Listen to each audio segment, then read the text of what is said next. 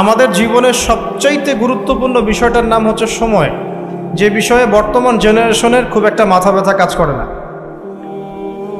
কোনো ব্যক্তি যদি তার হায়াতের তার সময়ের মূল্য বুঝতে পারে প্রকৃত অর্থেই, সে কি কখনো ঘন্টার পর ঘন্টা রাস্তাঘাটে আড্ডা মারতে পারে, অনলাইনে সময় নষ্ট করতে পারে, চায়ের দোকানে আড্ডা পিটাতে পারে, বান্ধবীর পিছনে সময় ব্যয় করতে পারে, টিকটক নিয়ে ব্যস্ত থাকতে পারে? সময়ের মূল্য যে ব্যক্তি বোঝে সে কি কখনো এই কাজগুলো করতে পারে? আল্লাহ পাক সবার আগে এখানে আমাকে বলছেন, বলে আসরি, সময়ের কসম, অর্থাৎ সময় আপনার আমার জীবনে অত্যন্ত গুরুত্বপূর্ণ এবং এই সময়টা লিমিটেড। আল্লাহ পাক একটা লিমিটেড টাইম দিয়েছেন আমাদেরকে। এই টাইমটা বাড়বেও না কমবেও না, হয়তো বা বরকত হতে পারে বা বরকত কমে যেতে পারে।